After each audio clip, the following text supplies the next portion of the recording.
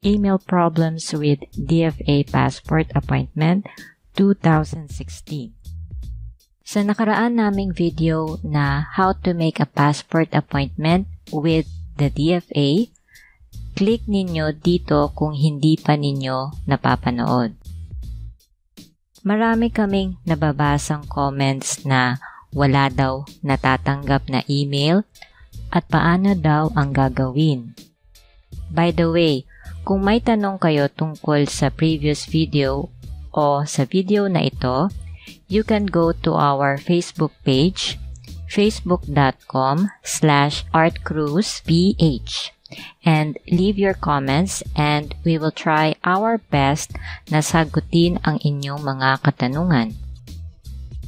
Salamat sa mga nagpunta sa aming Facebook page at nag-like at sa mga nagtanong. Anyway, balik na tayo sa email problems sa DFA Passport Appointment. Sa video na ito ay mag-e-experiment tayo. 3 beses akong magse-set up ng appointment gamit ang 3 magkakaibang email address at branch ng DFA. Ang mga email na gagamitin ko ay isang lumang Gmail, isang lumang Yahoo Mail, at isang bagong gawang Gmail account. Titingnan natin kung darating ang email na galing sa DFA sa bawat isang pagkakataon. At sa huli ay magbibigay kami ng tips kung ano ba ang dapat gawin para makarating ang email. Appointment number 1.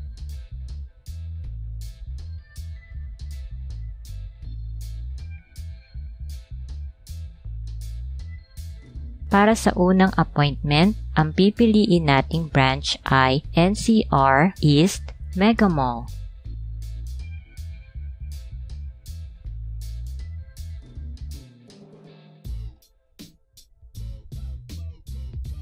Ang gagamitin nating email ay ang Gmail account na ginamit natin sa nakaraang video.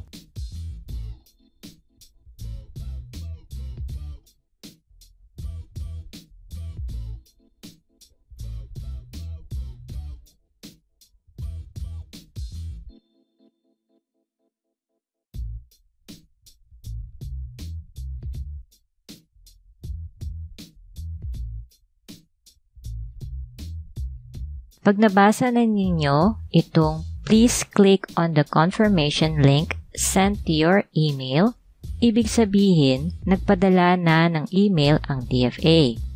Check natin ang Gmail account. At ito na ang email. Ang subject ay DFA Passport Appointment System Confirm Notification. Click natin. Paalala lang na hindi porket natanggap na natin ang email ay okay na ang ating appointment. Kailangan pa natin itong i-confirm. Para mag-confirm ay kailangan natin i-click itong here. Subukan natin ilagay ang appointment code at ating email address sa DFA website nang hindi nagko-confirm.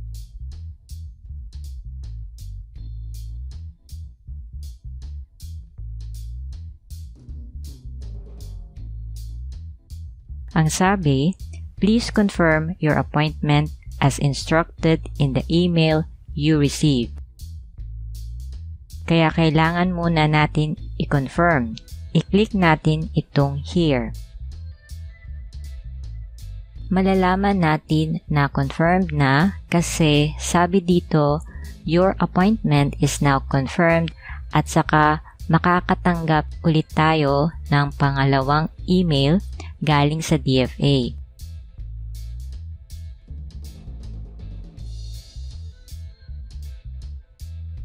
Cancel na natin ito dahil ito ay experiment lang.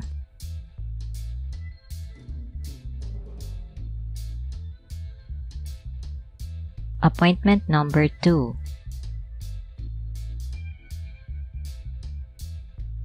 Para sa pangalawang appointment, ang pipiliin naman nating branch ay DFA Manila, Asiana.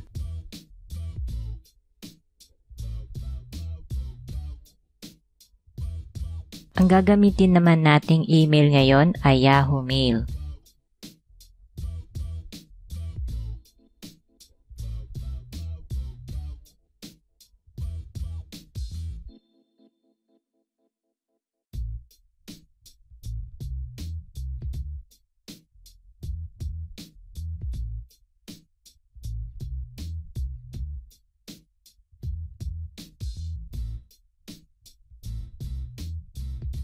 Please click on the confirmation link sent to your email.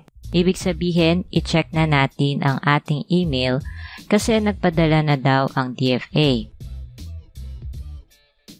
So, ito ang Yahoo Mail na ginamit natin at makikita ninyo na dumating ang email.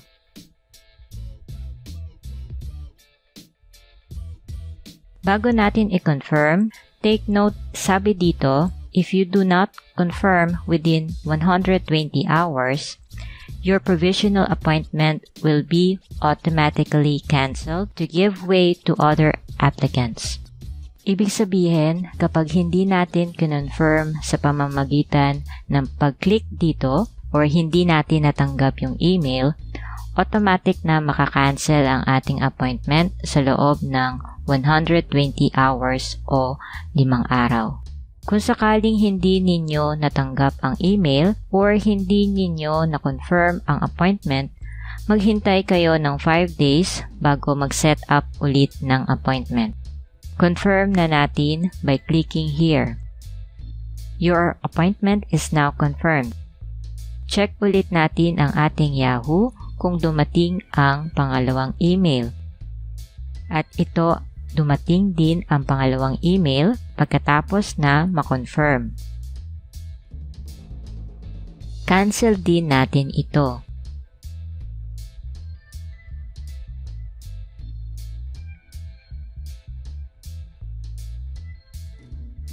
So far, nakakadalawang appointment na tayo at dumating naman lahat ng mga emails.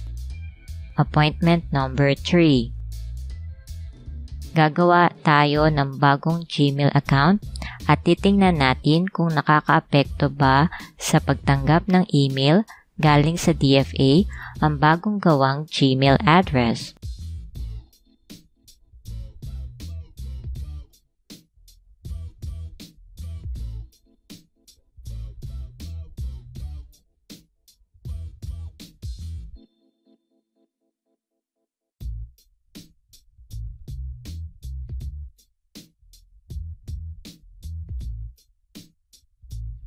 Ito na yung bagong Gmail address.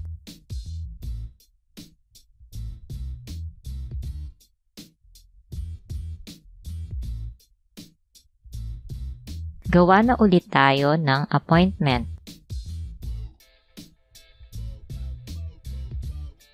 Ang pipiliin naman natin ngayon ay DFA NCR West SM Manila.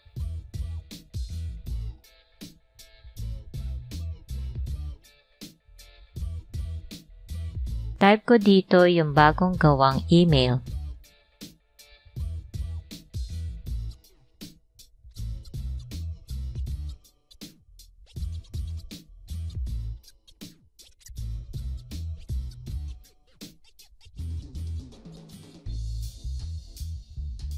Email address does not match. Nagkamali ako ng type ng address.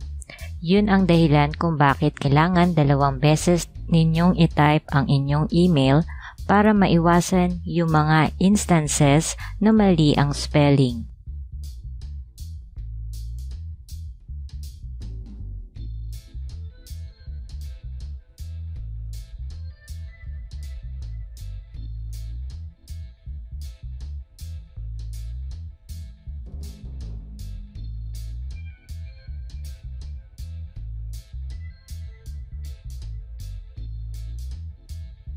Please click on the confirmation link sent to your email. Check ulit natin ang ating email. At dumating ulit.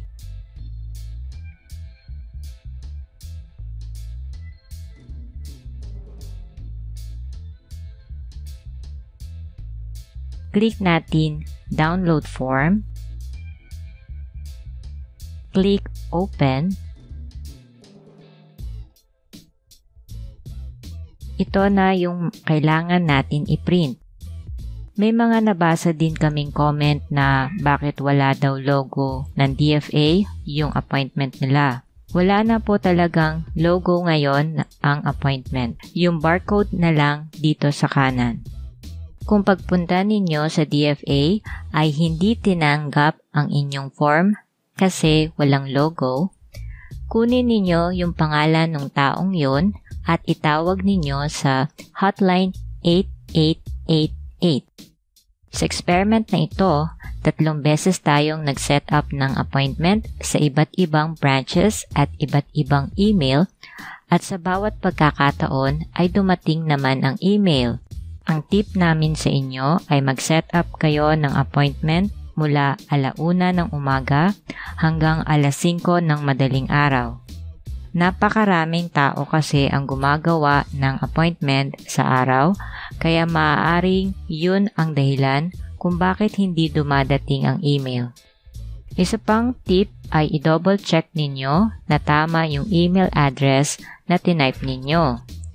Dahil kung mali ang email na nailagay ninyo, kahit isang letra lang na mali ay wala talaga kayong matatanggap. Kung nakatulong sa inyo ang video na ito, pakiclick naman ang thumbs up.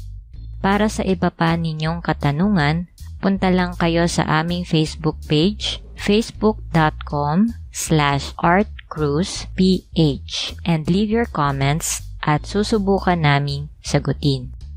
Para ma-update kayo sa mga bagong tutorials, please subscribe to our channel.